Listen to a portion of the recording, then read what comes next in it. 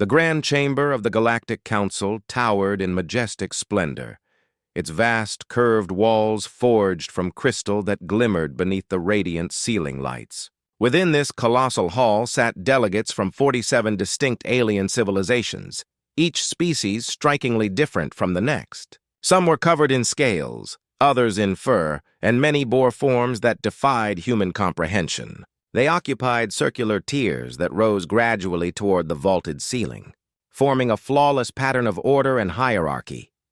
At the very heart of this grand assembly stood a single human figure clad in a plain dark blue uniform. His name was Daniel Carter, the official ambassador representing all of humanity and the young Terran Empire that now spanned dozens of star systems. High Counselor Vexath gazed down at Daniel from his elevated podium. Vexath's insectoid body was encased in a glossy carapace, and his wings emitted a faint rhythmic buzz that echoed through the chamber whenever he spoke. His mandibles clicked sharply, betraying irritation and disdain. It was clear he held little respect for the human before him. In a voice steeped in authority born from millennia of dominance, Vexath declared that the Council had reached its final judgment regarding humanity. He accused the Terrans of expanding far too quickly, consuming planets with reckless ambition. In a mere 2 centuries since first contact with extraterrestrial life, humans had settled 47 star systems and launched mining operations on 73 additional worlds and moons. Vexath proclaimed that such actions violated the sacred expansion accords established long ago. Daniel listened in silence, his expression calm, though anger simmered beneath the surface. None of this surprised him. The elder races had ruled the galaxy for ages, growing complacent and stagnant. They had long ceased to explore, preferring comfort over progress. Humanity's rapid ascent threatened their ancient power. The Terrans' youth, drive, and audacity unsettled them. They wanted the galaxy frozen in the order they had built. Taking a measured breath, Daniel spoke clearly so every translator in the hall could carry his words. He reminded Vexath that humanity had never signed the expansion accords at all. Humans had achieved faster-than-light travel independently without alien aid. Every colony they established had been on unclaimed worlds, violating no law that bound them. The chamber erupted with murmurs of outrage and disbelief. The Council had not expected a human to speak so boldly. Another member, named Myth, addressed the gathering next. Her crystalline body refracted light into dazzling rainbows, and her voice rang like wind chimes stirred by a soft breeze, beautiful yet edged with menace. She informed Daniel that it made no difference whether humanity had signed the accords. The Council's decrees applied to all spacefaring species. Humanity would comply, willingly or not. Then came the ultimatum Daniel had feared. The Terran Empire had 30 standard days to vacate 20 star systems chosen by the Council. Humanity must dismantle its military fleets and destroy all warships. Furthermore, Council supervisors would oversee and approve any future human expansion. Daniel slowly scanned the chamber filled with alien faces, eyes, and sensors fixed on him. Some radiated curiosity, others hostility, while most displayed the detached arrogance of beings unaccustomed to defiance. They expected him to bow and submit. He asked the question he already knew the answer to. What if humanity refused? Vexath's mandibles spread in what might have been a smile. His reply was cold and absolute. The Council would use force. They would seize all Terran vessels, blockade human colonies, and quarantine Earth itself so that no human could ever leave. He warned Daniel not to mistake the Council's restraint for weakness.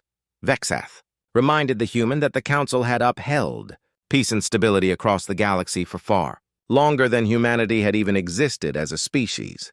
Daniel closed his eyes briefly, thinking of those waiting back on Earth, President Linda Hayes and the Joint Chiefs, who were surely following this meeting's outcome with anxious hope. They had all prayed that the Council would choose reason over tyranny, cooperation over domination. But humanity had endured too much throughout its long, turbulent history to be naive. People of Earth knew that yielding to bullies never preserved peace. Submission only invited greater suffering. Daniel opened his eyes and met Vexath's gaze squarely. His voice, when he spoke, was steady and resolute. He declared that the Terran Empire rejected the Council's ultimatum in full. Humanity would not abandon its citizens living across the stars. They would not dismantle the fleets that protected the innocent. And they would never bow to oppression masquerading as oversight. Chaos erupted throughout the chamber. Alien representatives shouted in outrage, their voices overlapping in a cacophony of disbelief and fury. The idea that a human, a species so young, would openly defy them was beyond comprehension. Vexath rose to his full height, towering over Daniel, his wings thrumming like an angry swarm. His mandibles snapped as he demanded to know how the human dared challenge the Council's decree.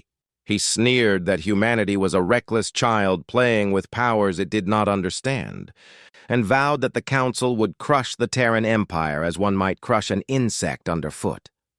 The threat was unmistakable. The Council intended total destruction.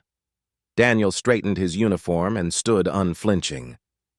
When he spoke again, his calm voice sliced through the uproar. He told Vexath that humanity had faced extinction more times than any other species in known history. Humans had survived endless ice ages that buried continents, pandemics that killed millions, and wars that had reduced entire civilizations to ashes. They had risen from caves and firelight to command vessels capable of spanning the stars themselves. For a moment, silence fell as his words hung heavy in the air. Every being in the chamber listened. Then Daniel delivered his final statement. If the Council believed that threats would make humanity surrender everything it had fought to build, then they had made a grave and irreversible mistake. The Council had gravely underestimated what humans would do when their survival was at stake. He turned sharply and walked from the chamber, his head held high. Behind him, the alien delegates sat frozen in disbelief.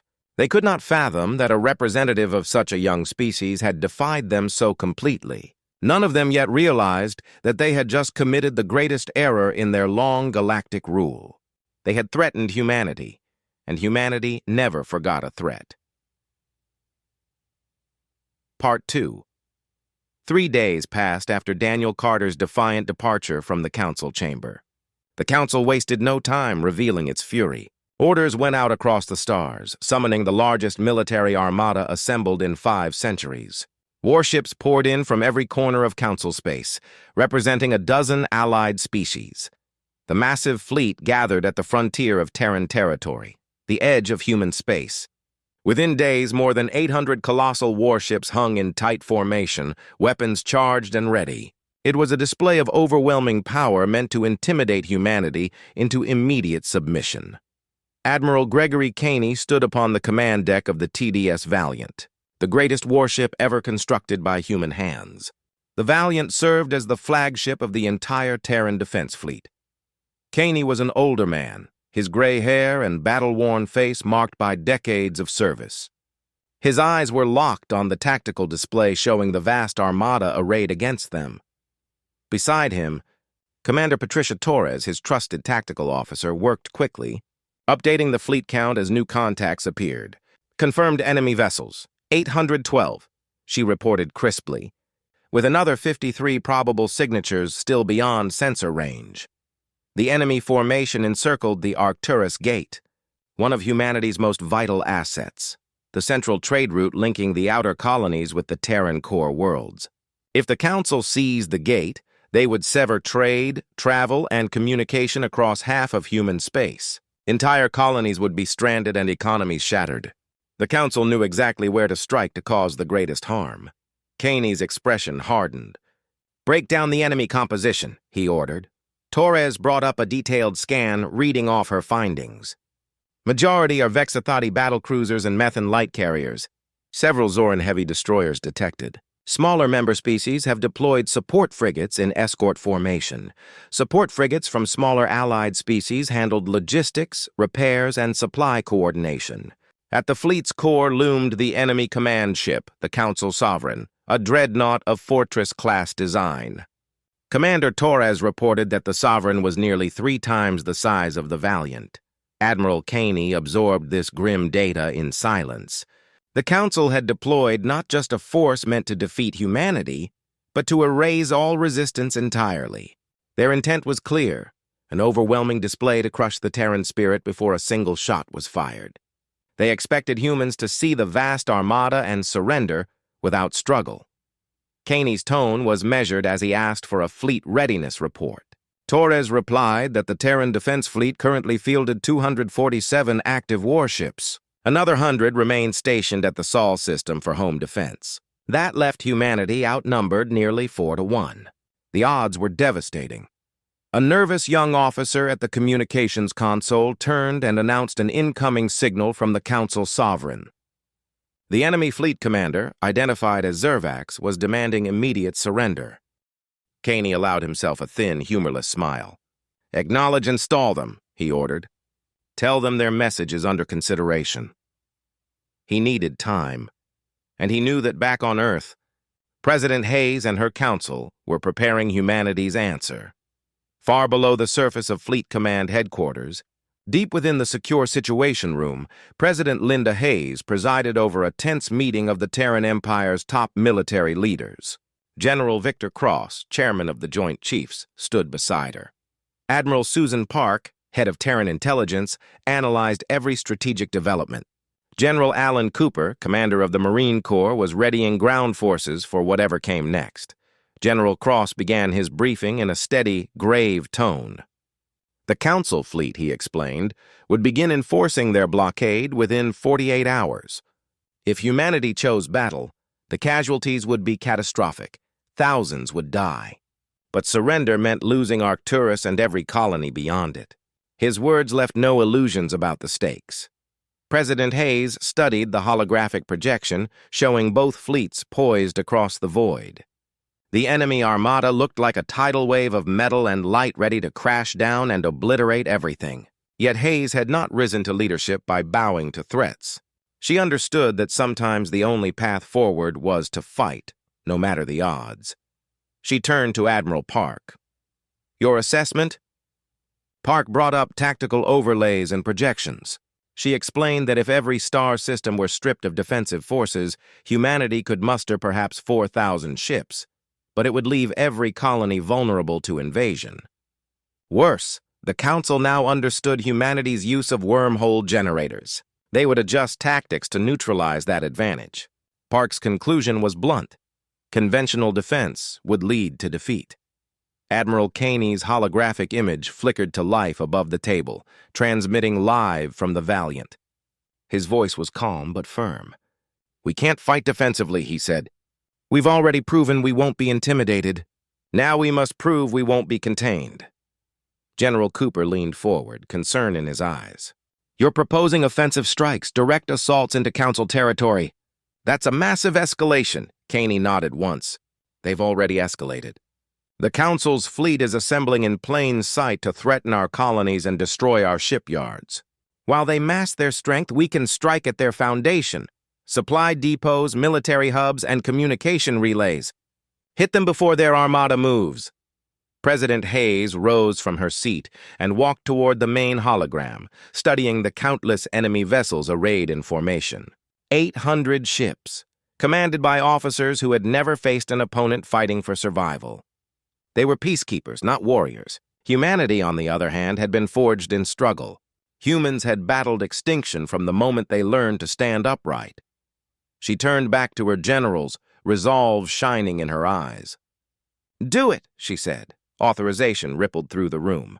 Admiral Kaney received clearance for offensive operations against Council military targets. General Cooper was ordered to ready the Marine Corps for potential planetary assaults. Admiral Park was tasked with mapping every supply route, every staging area, every vulnerable point in the Council's web.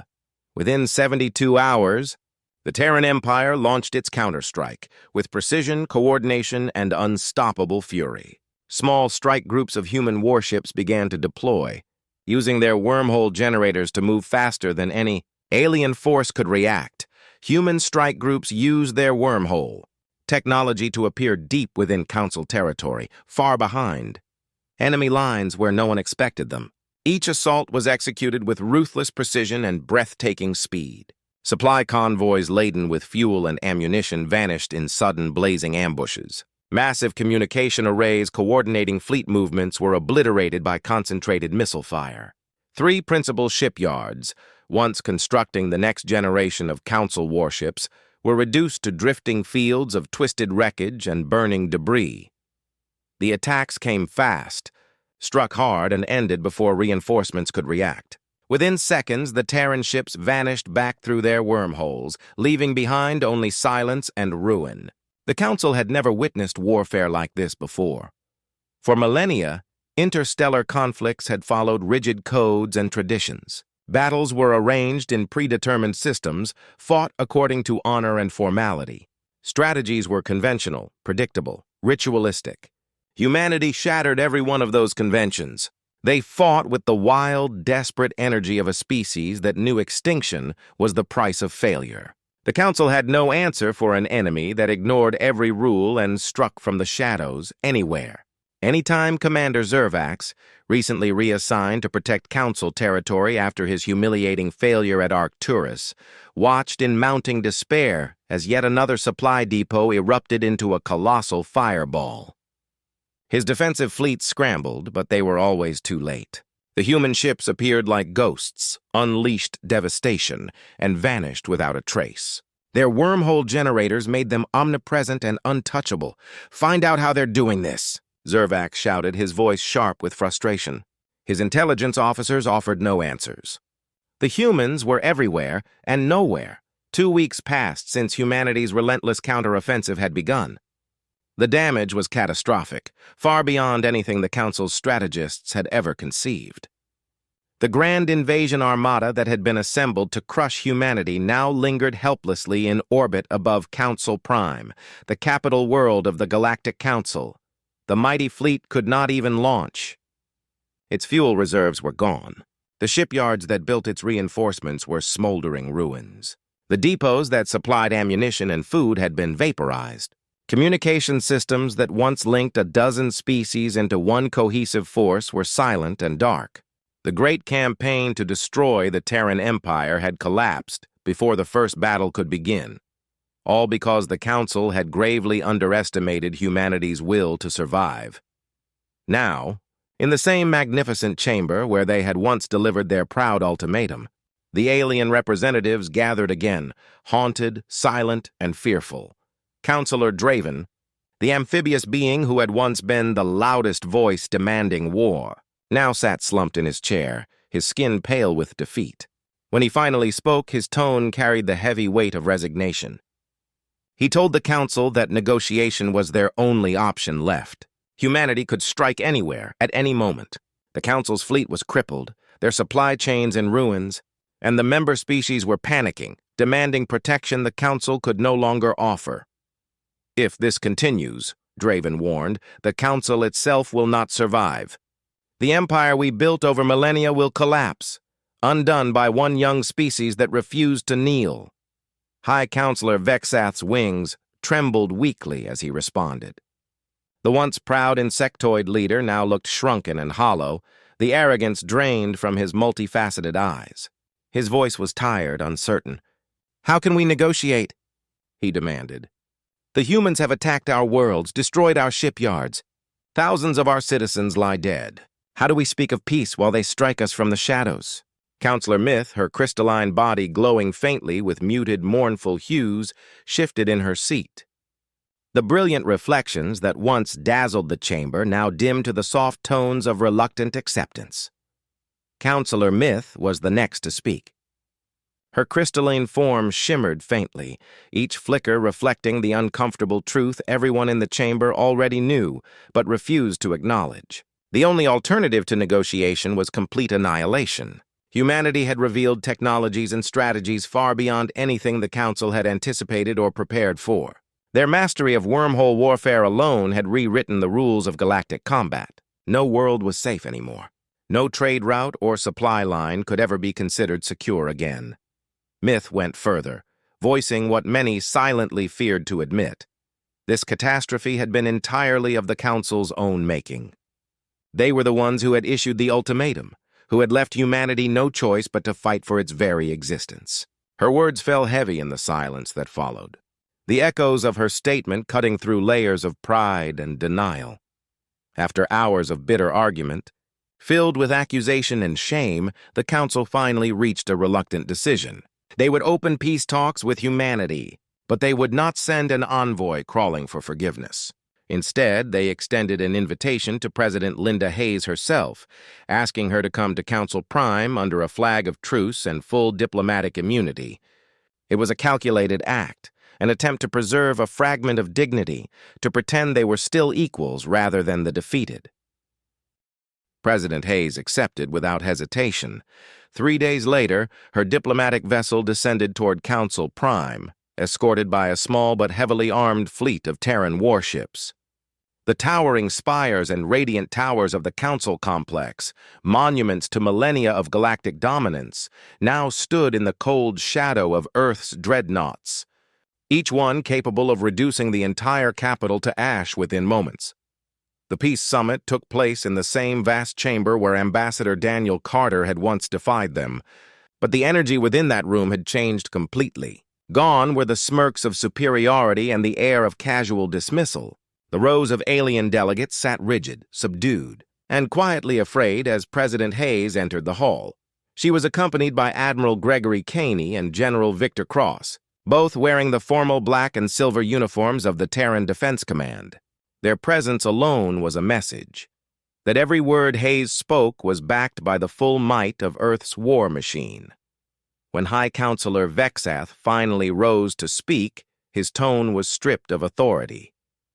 The proud confidence he once wielded was gone. His voice trembled, weary and resigned, as he confessed what no one else dared to say aloud. The Council itself had brought about this war. Their arrogance, their demands, and their refusal to recognize humanity's strength had led them here, to humiliation, destruction, and the brink of collapse. Now, with their sovereignty broken and their fleets in ruins, the Council sought terms for peace. Hayes stood in the very center of the Grand Chamber where Daniel Carter had once faced judgment, but she was not there to be questioned or condemned. She stood as an equal now, or perhaps as something beyond equal. Her voice rang out clearly across the hall, steady and commanding, reaching every corner of the vaulted chamber. She began by telling Vexath and the assembled council that the Terran Empire had never wanted this war. Humanity's only wish had been to build its colonies, to prosper among the stars, and to take its rightful place as one of the galaxy's civilizations. But the Council had tried to crush that ambition. They had threatened human lives, human sovereignty, and the very survival of the species itself. Hayes paused deliberately, allowing silence to settle over the delegates before continuing. She said the Council had learned a bitter and costly truth through this conflict, a truth that needed no further explanation. Every delegate in the room knew what she meant. Humanity would never bow to threats. Hayes went on, explaining what humanity truly was, in terms even the oldest species could grasp. She told them that humans do not yield to tyrants. Humans adapt. Humans invent. Humans endure and fight with everything they have when survival is at stake. The Council had come at them with overwhelming strength, and humanity had matched that strength and surpassed it. The Council had tried to destroy human industry, so humanity had torn apart the Council's own. With every exchange, humanity had proven they were not children to be disciplined, but equals deserving respect. At last, Counselor Myth spoke, her crystalline voice soft and subdued, stripped of the arrogance she once carried. She asked the question everyone feared yet needed answered. What terms did humanity demand for peace? Hayes summoned a holographic document before her. Lines of text glowed across the projection, its phrasing simple and absolute. She began to read the conditions aloud.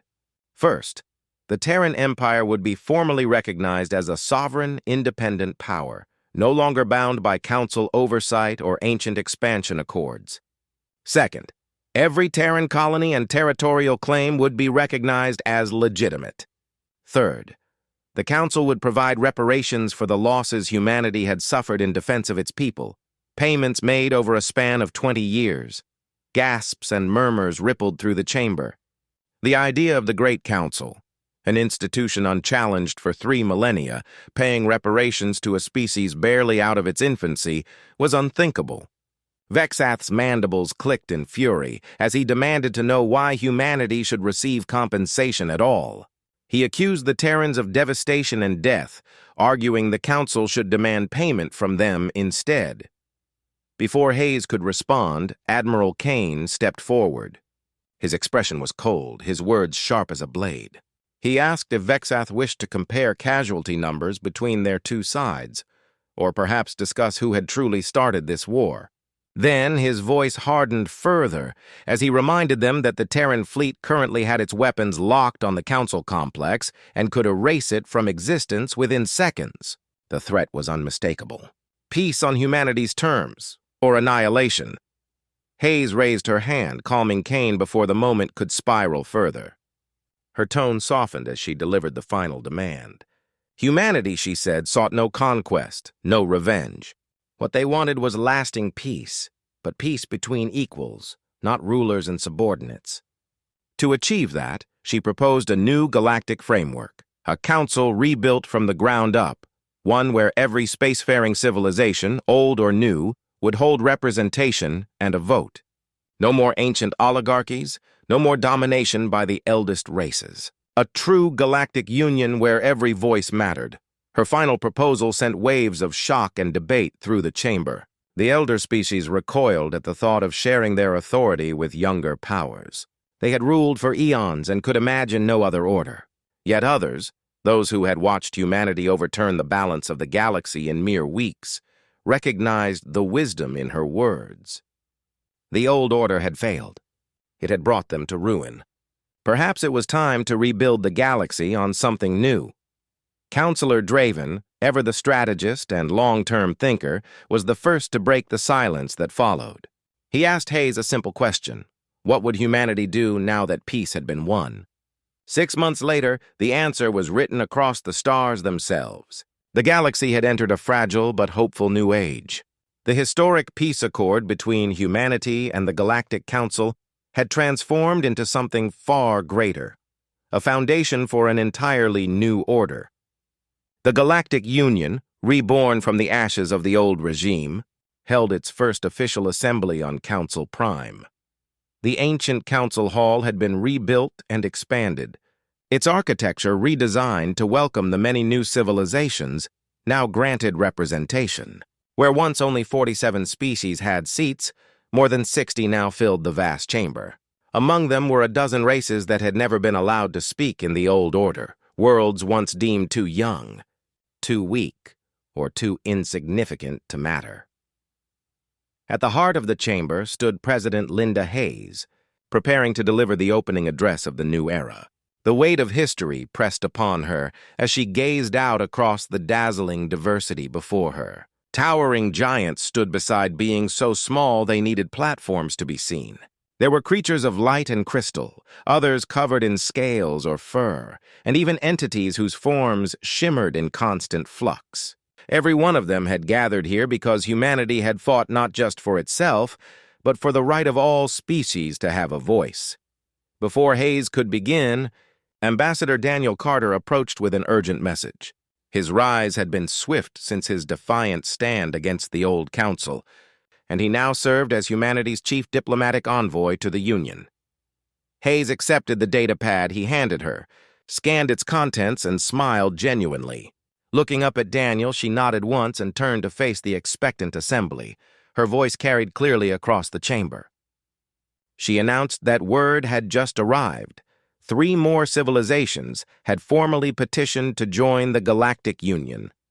These were species that had lived in fear under the old system, afraid to approach the council lest they be exploited or silenced. Now they sought membership openly, trusting that this new order promised fairness and equality. This, Hayes said, her voice steady and proud, is the future humanity fought for.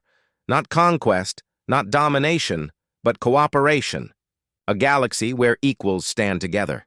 She paused, letting her gaze travel across the room, across faces, shapes, and beings of every imaginable kind. Then she continued, her tone deepening with conviction. Humanity had not sought war, she reminded them.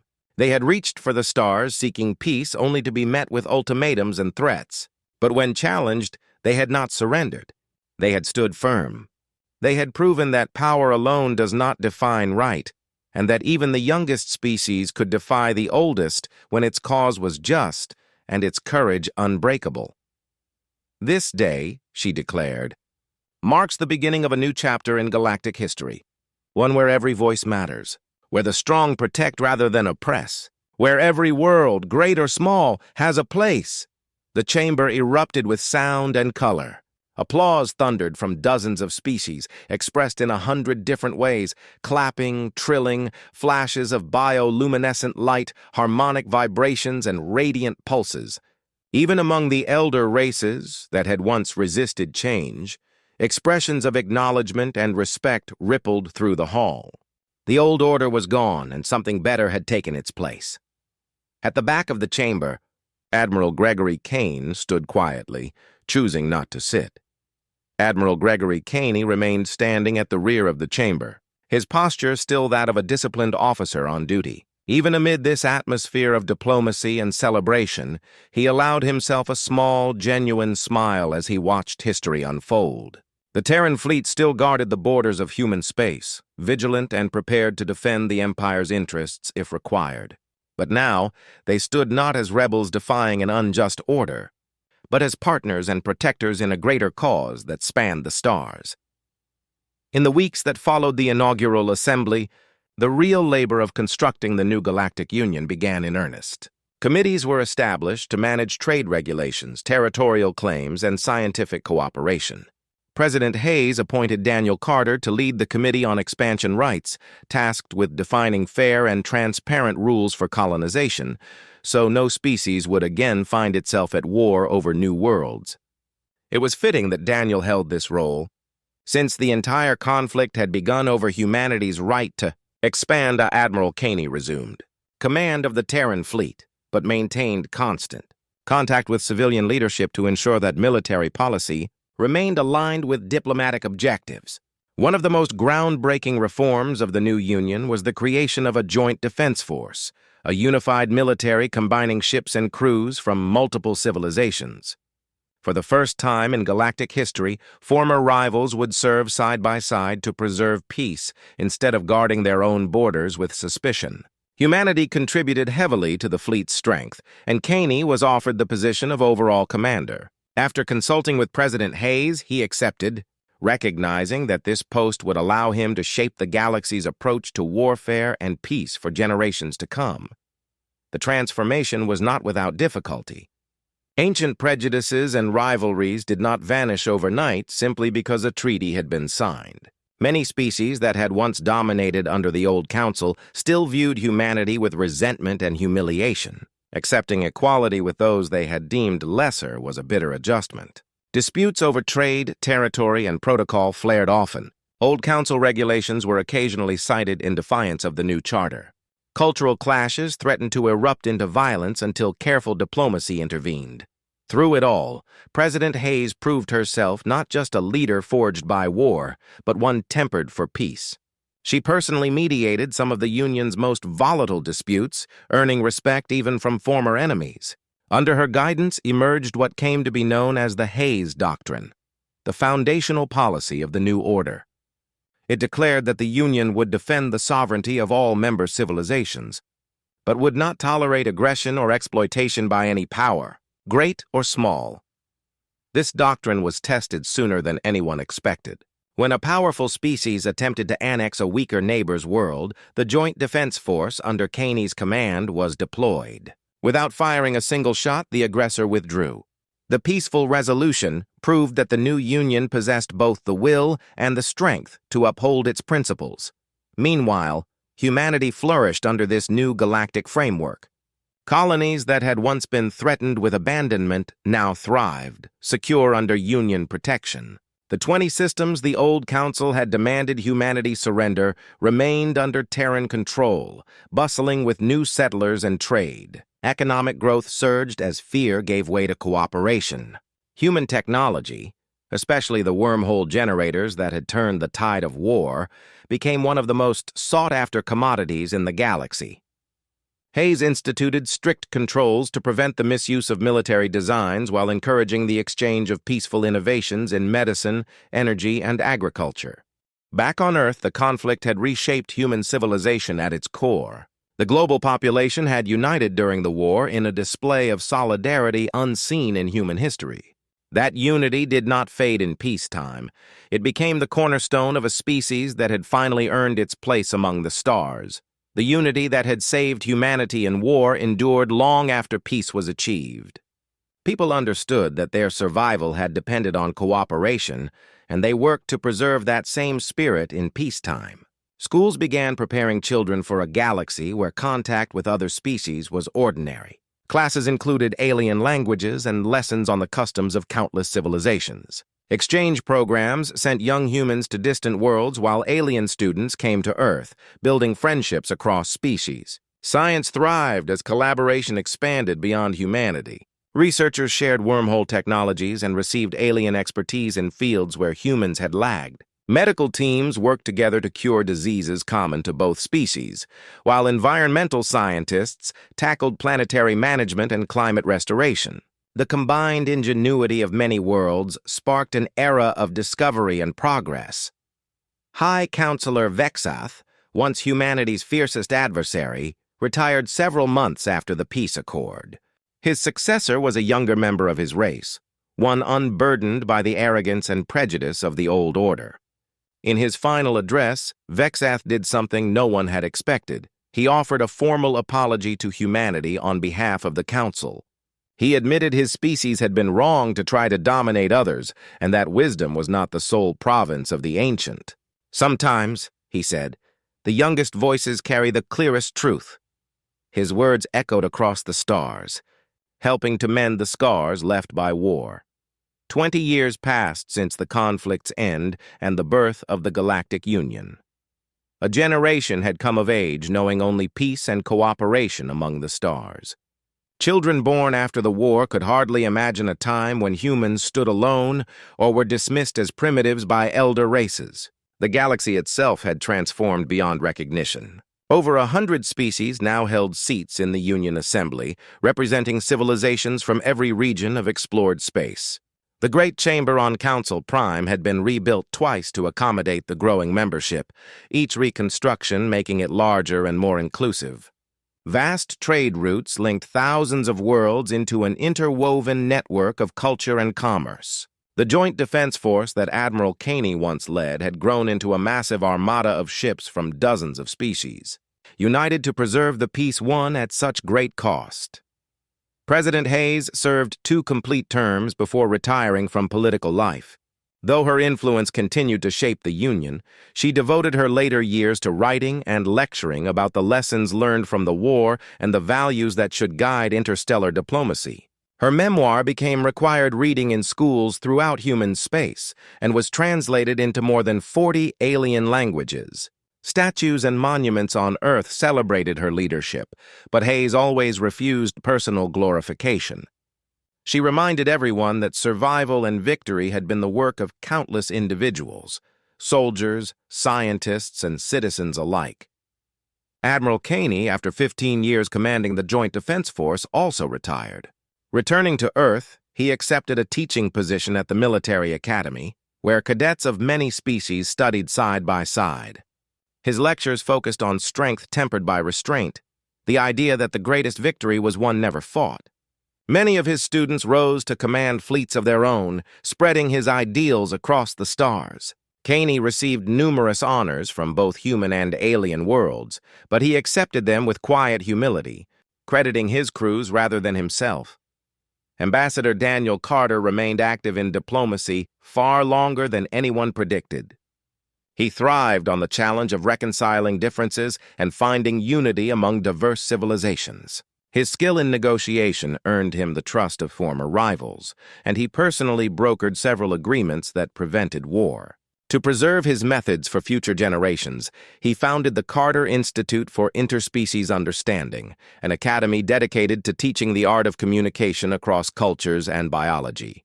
Its headquarters on Earth welcomed students from throughout the galaxy, producing diplomats who understood that peace was not a single achievement, but a constant act of effort and empathy. The Elder Council species adjusted to the new reality with mixed success. Some embraced reform and partnership, others still clung to the old ways, unable to accept equality with those they once ruled, became outspoken supporters of the Union's ideals of equality and cooperation. Others withdrew into isolation, unable or unwilling to accept that they no longer dominated galactic politics. A few tried to rebuild their lost authority through economic power, using ancient fortunes to manipulate trade and influence. Yet the Union's strict laws on fair commerce and economic justice prevented them from exploiting smaller species as they once had. Over time, even the most stubborn of the old empires recognized that the new system served them better, bringing stability and ending the endless conflicts that had drained their worlds for millennia. Among them, the Vexati underwent the most profound transformation. The younger generations examined their own past and rejected the pride and aggression that had defined their elders. They studied human history closely, seeing parallels between humanity's rise from tribal rivalry to global unity and their own need to evolve beyond conquest and dominance. Under new leadership, the Vexati issued formal apologies not only to humanity, but to dozens of species they had once oppressed. They paid reparations, rebuilt damaged worlds, and sought friendships based on mutual trust rather than fear. Technology exchange became one of the Union's greatest triumphs. The military export limits that President Hayes had first imposed were preserved and even tightened to prevent the spread of destructive weaponry. But civilian innovation flowed freely between species, accelerating progress for all. Human wormhole systems were refined and improved through partnerships with alien engineers who introduced new theories and techniques. Regenerative medical technologies from alien worlds were adapted to human biology, curing illnesses and extending lives once thought short. Ancient agricultural methods from farming civilizations helped human colonies on harsh planets thrive. Shared ideas transformed energy production, transportation, and manufacturing across the stars. The colony worlds that had once sparked the war flourished beyond imagination. Arcturus, the gate once blockaded by the Council, became one of the galaxy's busiest trade hubs, home to embassies, markets, and research centers from dozens of species. The 20 systems humanity had been ordered to abandon were now vibrant centers of life, hosting billions of humans and millions of alien settlers who chose to live under Terran administration. Because of Earth's reputation for fairness and opportunity, mixed-species cities emerged across Terran space, places where humans, reptilians, insectoids, and energy beings lived side by side in harmony. Cultural exchange programs that began modestly after the war expanded into vast institutions that shaped an entire generation's worldview. Human students lived for years on alien worlds, learning languages and traditions. Alien youth came to Earth sharing their art and ideas. Music, literature, and philosophy flowed freely among the stars. Humanity learned that despite the immense differences in biology and form, every sentient being sought beauty, purpose, and connection.